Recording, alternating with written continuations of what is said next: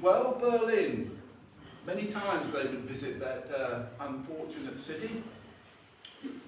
I've got hundreds of pictures and I've only selected a few for tonight. Sometimes I can tell a story, I can tie a story in. Sometimes I don't have anything. I have the picture but no names. Moat's crew, the 15th of March 1944. He was lost checking out a new crew sometime later.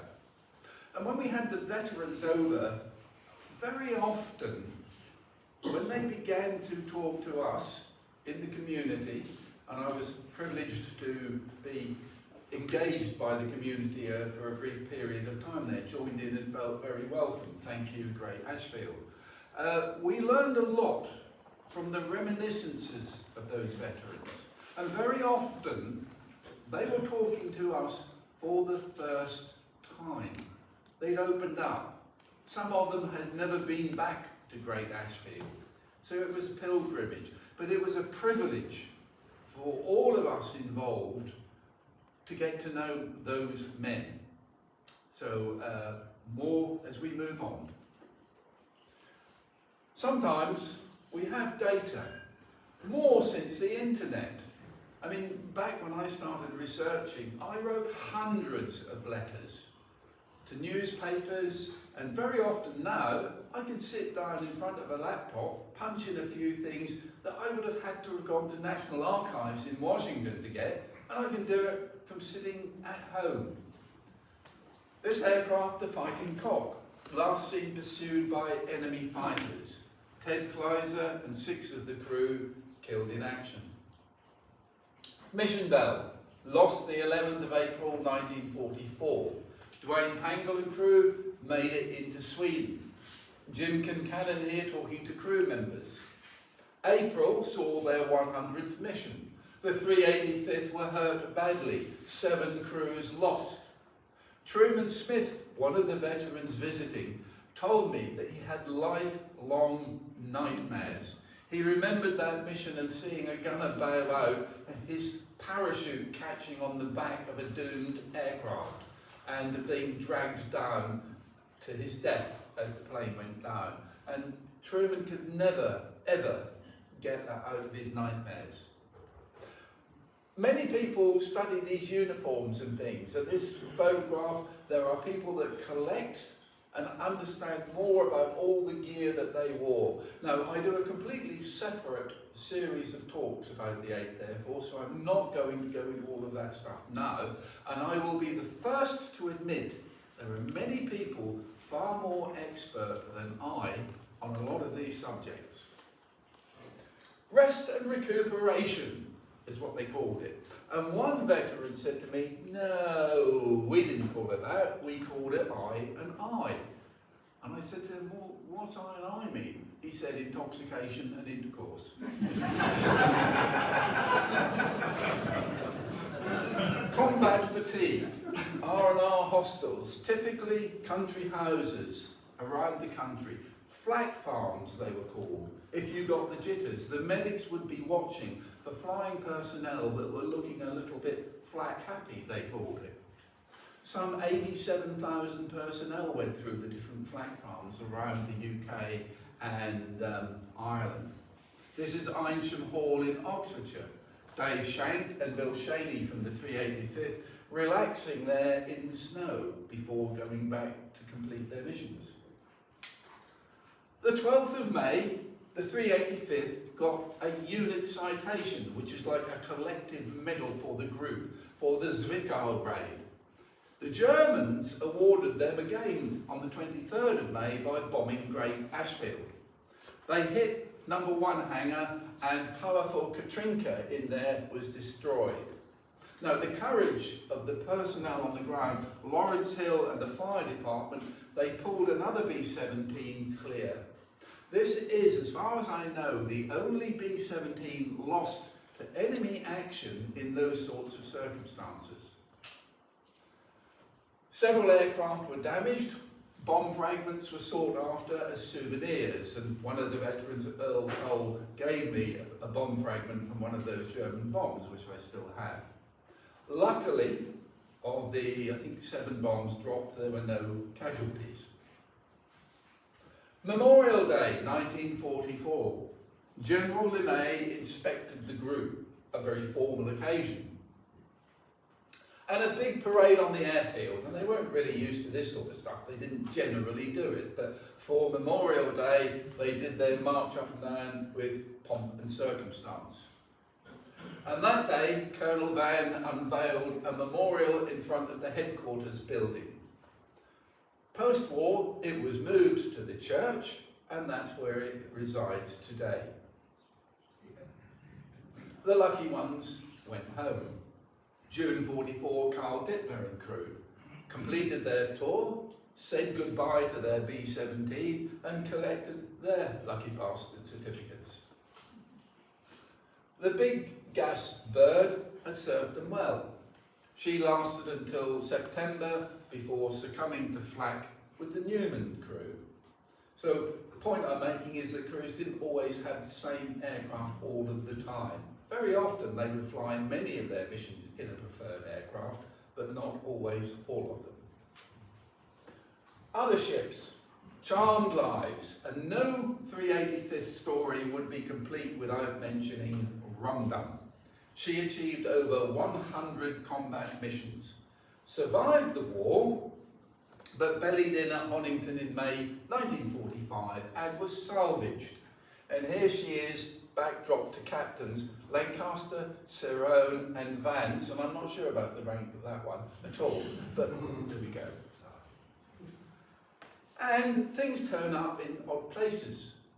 A piece of Rum Dum still exists as a tea tray in Australia, because a local family apparently emigrated, and in my various searchings somebody sent me the picture of this tea tray relating to Great Ashfield and said it had come from Rum Dum.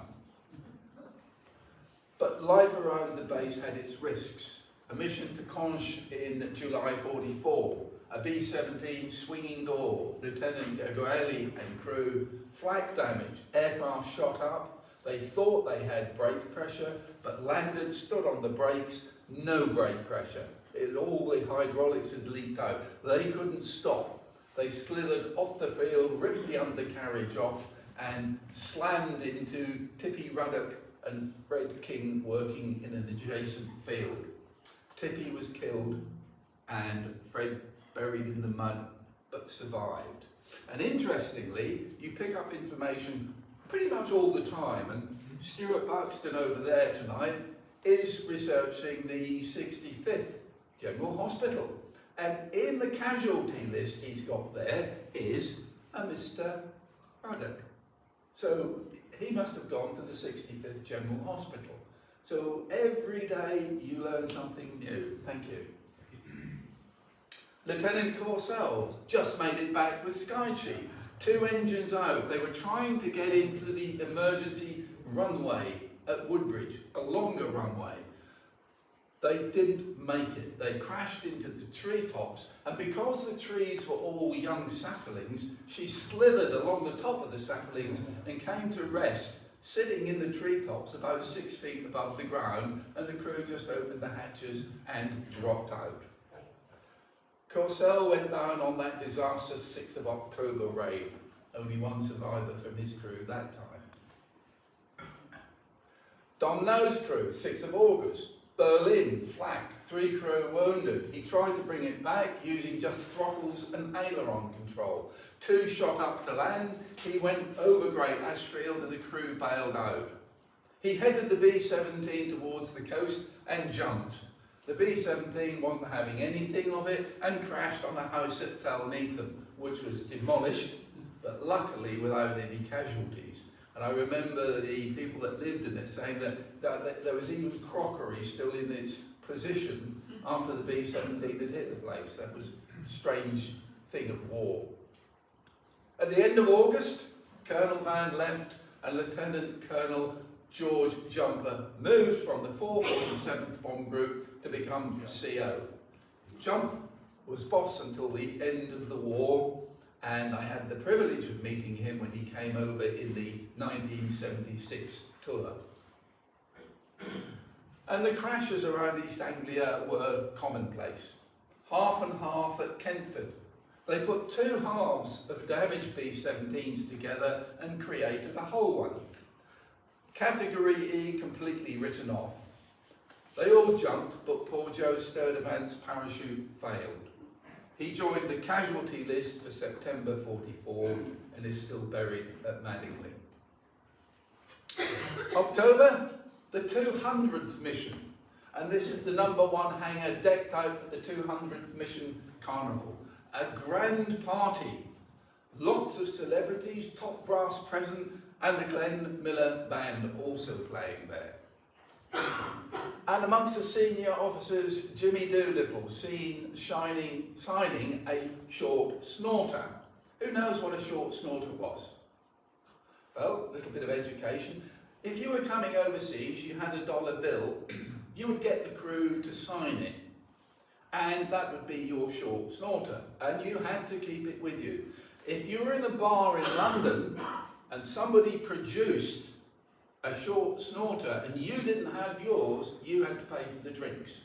So short snorters were known and collected, and they were signed for. Sometimes they were taped together. Local folks, and there is a video on YouTube of the party, the fun and celebrations. And here there were children clambering over the B-17 honky-tonk style, and they were enjoying all the festivities. But they weren't invited to see this one. This was the Windmill Girls. And I have it on good authority from talking to a number of the veterans that the Windmill Girls were a great hit. In those days they could dance around. They could be naked, but they had to be stationary if they were naked. Don't know, don't ask me why. The other thing that they told me though was there was another train came up from London that had a lot of young ladies in it. And I had it on good authority from a number of veterans that those young ladies didn't all go back on the train. And several of them were on the base for a few weeks after, plying a particular trade. I don't know what, maybe they were mechanics or something, but there they were. Until the military police turfed them out. November, Naylor's Warhorse caught fire during assembly down towards Colchester. The controls burned away. The B-17 turned upside down. Most of the crew got out, but Naylor, young man there, died at Easter. And you can see from the bombs at the proximity of the house there, it's lucky the bombs didn't explode. 21st of November, Lieutenant Foss, #1, low section, high group. Over Germany, Webb's ship climbed into him, hit the ball turret, then chewed off the nose of the aircraft, as you can see there. Foss made it back, Webb's ship was lost. And Christmas 44. Thoughts of home, the war would be over by Christmas, they hoped. We know, of course, it wasn't. The 385th did its best. This is the Aero Club, trimmed up for the festivities. And this is a queue of people waiting to get into that party. And the party. Like many of the groups, the 385th made children welcome. They left a legacy of friendship that endured through that children's generation. Fond memories. Children that had enjoyed their first orange, or seen a banana, or had plates of ice cream. Lots of goodies. Presents were given out. And the 385th endeared itself to the local community, and that, I think, has still continued and results in that interest in the group today. Now, you will notice there's some artwork on there of 2 military policemen carrying a drunken gunner back to the airfield. Those paintings and a lot of aircraft nose art were the work of Anne Hayward, a local girl whose talents became a strong part of the 385th history. Here she is working on Mr. Lucky. There are no mission symbols yet on Mr. Lucky. Mr. Lucky then flew a number of combat missions until a mid-air collision over Belgium. And Mr. Lucky, this guy, Joe Jones, He was on board, he was the tail gunner. And a B-17 came up, sliced the tail off the aircraft. The front end of it disappeared. He was on the radio yelling, what the hell's happened? Realised there's something badly wrong because the whole thing was dropping, and he tried to get out. He crawled to the escape hatch, or tried to, but the fuselage had been crushed. He couldn't reach the escape hatch. In desperation, he kicked out the tail window and tried stuffing his parachute out in the hope that it might slow down his fall. It didn't work. So he sat down, he lit a cigarette, thinking that would be his last one. He woke up in a Belgian hospital 3 days later, and a farmer had seen the tail section coming down like a leaf, and it happened to hit the ground at the lowest point and slowest point in its trajectory. He survived, his teeth were all shattered, but I interviewed him a long, long time ago, and he later became a member of the CIA. A draft sketch by Anne for the 385th B-17 Stork Club. Fiona, her daughter, kindly gave that to me a couple of years ago. Anne also painted many of the A2 jackets, the famous bomber jackets. Remember us on that one. Another artwork, Madame Chou Chou. Clark Rollins there at the helm, another one came over. But she never recorded the aircraft and the jackets and the buildings that she adorned. We don't really know. We can guess it a lot, and some were remembered. She remembered. And I wrote her story up in a book called 8th Air Force Bomber Stories, a new selection. And I see that Roy's bought a copy, which I think is on the table down at the back there. They christened the B-17 in her honour, but Haybag Annie seems a bit of a backhanded compliment when we look at it. But in truth, what they used to do, she was always carting hay across the aerodrome to feed her horses. And when a B-17 came in that was called Annie, they just painted Haybag in front of it. And she ended her days, the aircraft that is, at RAF Valley on the route home. The brakes failed. B-17s, you can see all in the background, dozens and dozens of them, ready for returning to America. The war was over. Miss D-Day had force landed on the continent. Reefer's crew headed home over the channel. 2 days later, 2 bodies, Boyd and Scott, found frozen together in a dinghy. Others were never found. The winter, 44-45, bitterly cold. Pot-bellied stoves could never cope. They had these funny little Nissen huts. No real, protection from the winter, just tin, basically. But the 385th, some of the crews adapted, and they learned. I spoke to some of them, and they adapted oil and petrol mix, which they could drip feed into this pot-belly stove. And they had a lovely warm hut for about 4 or 5 weeks. Then it exploded and blew the side of the hut off. Jim Emmons came back from Bremen. Flak hit the propeller. It wouldn't feather. The shaft got red hot. The B-17 was shaking and vibrating, and then the propeller fell off. It cut a chunk from the fuselage, but there were no casualties. And again, another one of those men that I had the privilege of meeting. March 45, this aircraft went missing. Not visible in this one is her nose art. Ruby's Raiders, another famous 385th aircraft, named by Ruby Newell. A competition, get my teeth in, to find the most beautiful WAC, Women's Army Air Corps girl, in the ETO. And she won it, and the aircraft was christened Ruby's Raiders. But around this time, the famous G in a square disappeared, replaced by new red checkerboard markings. This was owing to changes in 8th Air Force organisation at that time. And Checkerboard on this one, a PFF, Pathfinder Force Mickey ship. The ball turret was replaced by H2X radar, which was, I mentioned, developed from the British H2S, meaning they could see through the ground. And they called them Mickey ships because when the operators of this kit was first loaded into a B-17, the crew didn't know what it was all about. It just looked like Mickey Mouse stuff, hence the name Mickey ships. Stork Club, May 1945, it was over. A claim to fame, the last 385th aircraft damaged in combat when German flak battery broke a truce during Chowhound. More on that in a moment. 3 of the crew had wives who were pregnant at home, hence the name Stork Club.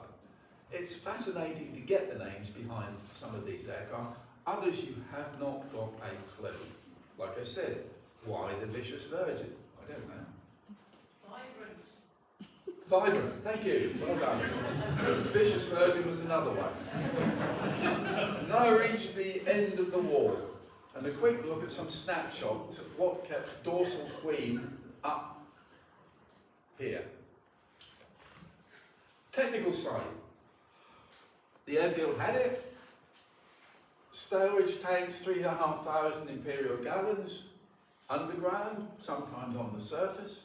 Lubricant and inflammable stores, kerosene, parts stores, buildings for clothing, personal equipment, offices and offices, metalwork, machine shop, all sorts of stuff.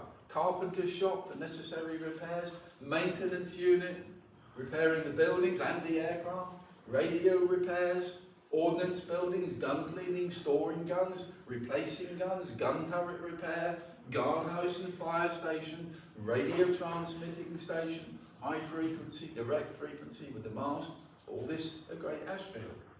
A parachute store, a dinghy store, a gas clothing building and equipment, gas defence stuff, the building windowless so they could do gas tests in it, a decontamination chamber, training buildings, gunnery, bombing, photographic block, interrogation and briefing rooms, lockers, rest and drying stores, storage buildings, all the kit, a fuel compound for coal, coke and wood. And sometimes men were noted for nicking coke and running off into the distance because they could heat their rooms up. And MPs were trying always to guard the coke supplies. And they worked outside in all weathers. This is down towards the control tower off to the left there, the now long gone hangar there, and driving down there. You can still drive along that piece at Great Ashfield today. So use your imagination if you're lucky enough to do it at any point, and think of the B-17 parked over there. And I've been really chuffed to see a number of people coming up to me with bits and pieces they've collected off the airfield by metal detecting. It's all 385th history. Keep the B-17s flying. As I've said, the ground personnel cared for the airmen. And yes, I met a number of them. John Ford, one quite tough veteran in the early days. And I can remember talking to him on the aerodrome, and he stood there with the tears rolling down his cheeks as he reminisced about those days. And one veteran said that when they departed, he said, "We will leave England, but England will never leave us." And when John died, he had his ashes scattered by his daughter over the base at Great Ashfield. So I do always give a nod to him when I visit the airfield. Engines, props, guns, tyres, more than a wrench or a spanner to change a B-17 wheel. Chemical warfare training on the base, spreading line. Changing a propeller, hefty hard work. removing a supercharger on the B-17. That was the device that basically compressed the air to convince the engine it was actually lower down than it really was. That's how they could achieve their high altitude bombing. Engine changes. Many engines. Sometimes a B-17 would go through a number of engines. And they would replace an engine, then any of you may remember the old days of driving when you had to run your car in? Well, they had to do the same thing with these engines, slow timing. So they would run the engine in, and the ground crew that changed the engine were often taken up to make sure the engine worked properly. And we got a sheet metal workshop, repairing flak damage. Countless holes in aircraft had to be patched up, or sections taken off and repaired and replaced. And vital work there too, an essential transport, a bike. Well, of course it was essential transport, because the airfield was what, 3.5 miles long, 1.5 miles wide? You wanted to get round on the aerodrome, and the bike became the most ubiquitous form of transport, well, nearly. And here, officers, airmen, and the occasional dog, as you can see there. There's Doc Bunting, and Andy there is freeloading, getting a lift. I mean, what dog wouldn't? A bomb site trainer. A map on the ground there, the bomb site, the famous Norden bomb site, would be rolled slowly across the map, and that would help with identifying targets. A linked trainer. That was almost like a flight simulator. Pilots would have to do a certain amount of time in a linked trainer every month. And the linked trainer driver at Great Ashfield was a chap with the name of Easel. And he was killed in a collision when he scrounged a ride on the tail of, I think, Honky Tonk Soul, and had a collision with the Liberator. Unfortunately, he died. And processing film in the photo lab, because they needed to take pictures of the targets in the bomb release. Had they hit the target, they had to be analysed and interpreted. And they would check the target pictures. How many bombs were within the MPI, the mean point of impact? If they missed, and sometimes they did, they'd have to go back and do it again. And variety of transport up at Great Ashfield, a motor pool, around 500 vehicles and trailers, 5,000 Imperial underground gasoline tank for fuel oil, for motor oil. They used around 25,000 gallons of petrol per month. An airbase, around 30 trips a day. And the roads around Great Ashfield, tiny roads, they were not built to accommodate those great six-wheeled trucks, or even speeding and driven by a rather crazy American in Jeep. And they did drive rather crazily. I spoke to one lady on the base, and she said she remembered cycling along the road near the base, and a Jeep hurtled round the corner, saw her, shot through the hedge, across the field and back through the hedge on the other side, and the Yanks were waving merrily at her as they carried on their way. Sometimes, yeah, crazy. And there is the ubiquitous Jeep. You see a number of them now restored by dedicated enthusiasts on the road today. And the paddle feet, as they call the people on the ground pounders, flyboys, the Red Cross Clubmobile, hot coffee, the Red Cross girls, donuts, cheerful, a smile on a cold day. If you're a combat crew, that could mean an awful lot to you. And oopsies, a parking ticket, because it's like a small town and it had military policemen. Supporting each bomber town would be the police force. And it would be some 3 officers and about 50 enlisted men up on the base. They were nicknamed Snowdrops because of their white helmets. And about 50 tons of food a week needed at Great Ashfield. Fresh coming in locally, and from distribution centres would supply food. 4 mess halls here, 2 of the mess halls running 24/7 because the men were working 24/7. 85 catering personnel for Great Ashfield, plus those on what they called kitchen patrol. If you've done some misdemeanour, that's where you might end up. Regular rations issued, combat rations, high carbohydrates, gum and candy for mission return, cherished by many airmen. Shift working rations, emergency ration packages for travel. If you were going on a training course, you would leave at Elmswell with a food parcel.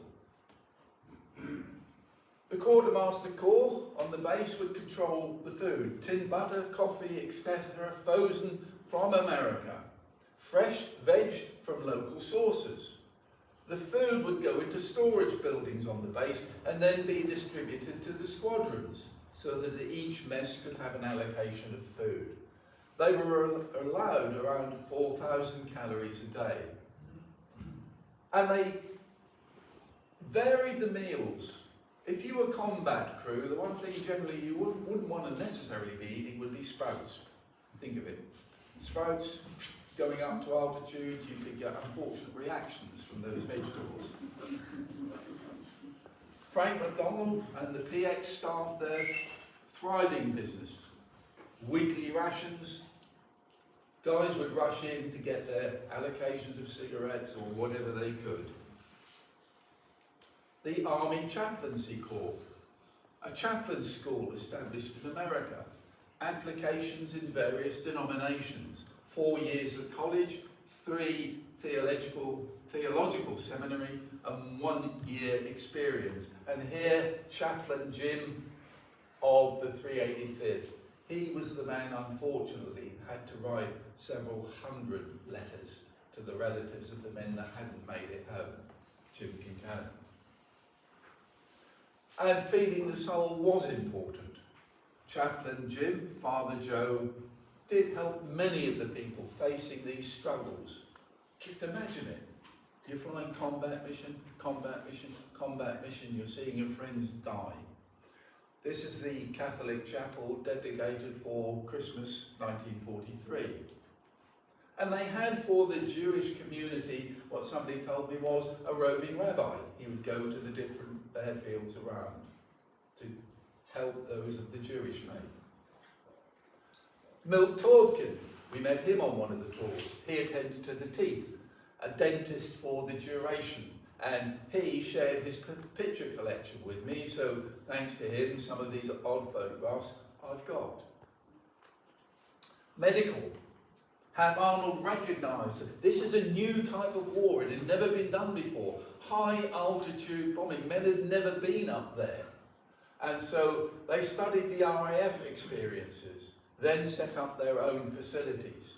They established 58 hospitals, 17 general hospitals with 1,000 to 1,500 beds, 34 station hospitals capable of 750 beds, field hospitals. But each airfield had its own sick quarters. And I'll probably hand over to Cyril at some point in time, because I bet he'll know a lot more about these hospitals than I do. And a PR picture. Fragments removed from Technical Sergeant Cook's head. Oh, he's probably grateful. Those would be tiny fragments from a bursting shell. But frostbite and erytitis media, trauma to the middle ear, were the most common ailments. They caused more casualties in the 8th Air Force than did the enemy. And other patients were also well looked after. This is Sparky being treated by Captain Kearns. And they needed good vision. The base was well equipped. Medical facilities all run by Doc Bunting. Here he is checking for good vision, which a gunner would need. But occasionally he might not have good vision if he'd been to a party. Something to celebrate. Now, war's end, mission completed. What this celebration is all about, I don't know.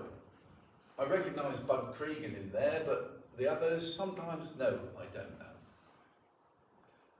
And the local pubs were attractive as well, even if the beer was warm. This is apparently the Hovels at Great Ashfield, now a private home. What was the occasion? I don't know. Does anybody recognise anybody there?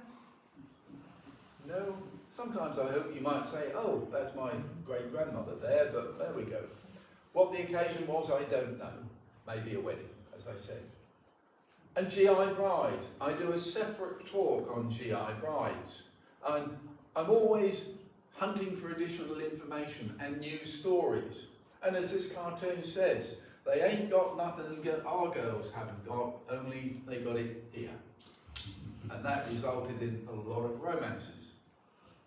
60 to 70,000 GI brides. Many, many stories. Joe Deere worked in the base hospital. He met Doris at a dance in London, married in 45, 64 years of happy marriage. They came back a few times post-war. Some of you may even have entertained them. He died in 2009, she died in 2022, aged 101. But the family affection, and I've been in touch with the family just recently, their affection for this airfield and this village still continues. Charles F. Pease, 385th Gunner, married Pamela Ball. A happy marriage? Not sure. In touch with a daughter this week, and I'm just researching that one a little bit more, because for my GI Brides talk, it's all there, good marriages and bad marriages, even murder. But with young men, natural that young women would loom quite large, and this was apparently the largest pin-up in the UK at the time, the biggest pin-up, and there he is trying to pretend he's looking at Yank magazine. And officers could sit in the officers' club at Great Ashfield, and they could admire some more of Anne's artwork up on the aerodrome, sadly long since gone, unless somebody finds something in a barn somewhere. When they weren't busy with camera equipment, Bud, we saw, was killed at Reedham, but they had the Glee Club, and they set up bands and had groups, because with 3,000 men you are going to have some potential musicians and other musical entertainment better equipped. Everything in life was in that small town of Great Ashfield aerodrome attached to Great Ashfield village. Others took to sports. Many celebrities. Some people might recognise the celebrities. Perhaps if I was an American sports fan, I might do, but I'm not and I don't. But somebody might tell me. Hopefully this is going to our American friends via the magic of the film crew over here and YouTube, so they may come up and say, oh yeah, I know who that is. Administration, paperwork. Frank Bexfield works, and Lady Coco there, she looks a bit bored. I mean, wouldn't you be, sitting there on a desk all day? A small town, the fire department in the town. Clearly, I think Irish with the shamrock there. And sometimes they came off base to deal with fires in the local community. Maybe even after setting it alight, as the story I mentioned earlier. But let's not forget the other guys. This B-24 pictured at Great Ashfield. May 1944, what they derogatively called a banana boat, if you were a B-17 guy, crashed on the base, killed several of its crew. The 2nd Air Division, that other army I mentioned earlier, kept the B-24 throughout the war. And heavens above knows, back in the day when I used to meet B-24 guys and B-17 guys, the discussions used to get quite lively. So I never went to a B-17 meeting wearing a B-24 tie or vice versa. This strange aircraft, a P-61 Black Widow night fighter pictured at Great Ashfield. And a wolf in sheep's clothing, a captured Focke-Wulf 190. It toured along with others in what they call the circus of enemy aircraft so the gunners could see them at close quarters. And some gunners said, quite understandably, they'd already seen plenty close up, thank you very much. And the Thunderbolt, sometimes mistaken, the P-47 mistaken for an FW-190, hence the white nose. The 56th Fighter Group, Lil Abner. But the early fighters lacked the range to escort the bombers. And by the end of 1943, the American bomber offensive hung in the balance. They had suffered grievously, and they were no longer going on what they call deep penetration raids until they could get fighter escort. And they did. And this was pictured at Great Ashfield. The Mustang, the North American P-51 Mustang. The end of 1943, ever-increasing numbers of Mustangs saved the daylight bombing campaign. The British Purchasing Commission in 1940 had ordered this aircraft. The Allison engine it had originally was not good enough for the European theatre. They changed it to the Rolls-Royce or Packard Merlin. It became a war winner. This one is of the 352nd Fighter Group, Lieutenant Glennon Moran. And you can see the crosses on there note the number of kills he'd achieved in combat. I do another talk on fighters. During 1945, the B-17s departed, and Great Ashfield began that sort of slide back into farmland. Its job was done. The big bombers had gone. There were memories and crumbling runways, and gone to those handsome young men that were at Great Ashfield way back in the day. These pictures came courtesy of an album that the Photo Lab had, and it turned up in somebody's attic some years ago. I think Roy's got it. But this is how they're remembered. Young men in bombers, a daily job of war, not a job they wanted, but a job that had to be done. They were defeating a Nazi regime. They were restoring democracy. And for all its colours and hues and changes, it is still a better way of government than I think sitting in Adolf Hitler's country or even in Putin's Russia today. That generation is almost gone. They're passing from us. The skies now overhead are empty. Their mission, 296 missions, are over. They dropped 18,494 tons of bombs. As I said, around 169 aircraft lost, over 400 killed in action. Overall, the 8th Air Force, 7.5 million bombs. What they did do was contribute significantly to the destruction of the Nazi regime and its infrastructure, its oil and coal production, its transportation and manufacturing. And while a war cannot be won with air power alone, people thought it could. It needed, unfortunately, for many boots on the ground. Air power made a significant contribution, and the 385th played its part. Most satisfying for many of those veterans that came back were not bombs, but their last missions were manna and chowhound. They dropped 185 tons of food to the starving Dutch.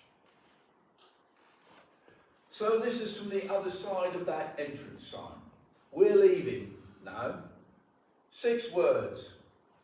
You have reason to be proud. They certainly did have reason to be proud. And we owe them remembrance at the very least. But what happened to the missing? Well, a missing aircrew combat report. This is some of the documentation that I used for my research.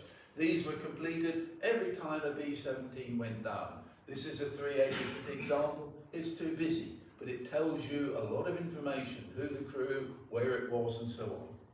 And it gives you casualty questionnaires. Survivors were interviewed. They were trying to account for their missing airmen. And I'm wearing a small B-17 lapel tag, which is of note because this represents accounting for 1 missing airman. In recent working with the US Department of Defense, Prisoners of War Missing in Action Accounting Agency, and Cotswold Archaeology, one airman was found, not far away from here. Not a 385th Airman, but this small badge was cast from aluminium recovered from that aircraft. So we use all of this to try and investigate, research and remember. Journey Home, Drew Gillis, 385th veteran. He sent me sketches as a Kriegi, a prisoner of war, shot down April 44. This is Stalag 17B at Krems. He kept a sketchbook. I'll gather anything that I can that's 385th related. And this is the barracks interior with the famous Klim cans you see in the Great Escape. Milk cans, as it's short for. Waiting out the war, watching for goons and ferrets, but with the chance of going home. Shangri-La, he called it then. It was his sag. He left Great Ashfield, he was now a prisoner. His dog tags had turned from American ones to new ones, German tags. Thanksgiving 44, he had hot water for breakfast, half a can of stew, and boiled potatoes for the evening celebrations. Their rations, 3,000 calories, gradually vanished altogether as Germany fell apart and he ended up on the death march. Blizzard conditions, no water, raw food, no precise records of how many died. Drew made it back. He gave me this scarf. And it's symbolic because the scarf was actually meant to be a lucky scarf worn by Billy Gill. Billy was one of the young airmen killed in that crash at Reading. He had forgotten or lost his lucky scarf that day. Drew picked it up, Drew wore it until he was shot down, and then he wore it through the death march. And I use it as a small, just reminder of what it actually represents in 385th history. Drew also, last time I saw him, he bought me a whiskey. Very much appreciated, and I thoroughly enjoyed my time and the privilege of knowing the many veterans of the 385th, and I'm still proud to be connected with the 385th today. Since the 1970s, my wife Sue, at the back there, has supported... What are you saying there, love? She's not the vicious version. I'm not going to say any more on that. I can recognise a hole when I see one, and I'm not digging. She's backed me up on this, and for all of those years, every year on Memorial Day, we lay a wreath on behalf of the 385th at Madingley. But we would now like to pass that privilege to the 385th community. And I hope you can think about it now and look at some of the younger people here. It's your airfield. I've done what I can, and I'll continue to talk until I fall off the perch, but it would be appreciated if the group, the community, the 385th village, the village of Great Ashfield, can take this on for the future, because I'm not getting any younger. So please think about it. I'm looking for pretty much anybody younger than I am, to be frank, but for the community to pick this one up. The talk tonight is being in aid of the church, to upkeep and maintain the church, and the village hall, which I've thoroughly enjoyed, and the 385th memorials in the church. The famous window there, supported, I think, paid for by veterans, Roy? Yes, it was. And when you look, and Roy can give you a detailed explanation of everything in that window, but it represents your 385th bomb group. So thank you for the donations that you've given, and I think I'm at questions. Any questions, or have I completely numbed you into oblivion? No? No questions? Come on, somebody's got to say something. America? American. American. What can you say? that was very interesting, and my dad was in the 385th. So Thank you. And you wrote his story as in Night of the Intruders. Thanks for that. And Good plug for the book, thank you. yes, yes. I have several copies, my family does. Oh, okay. You must be the ones that bought it. But no, I do appreciate it. What I'm saying there is somebody from stateside whose family has those connections.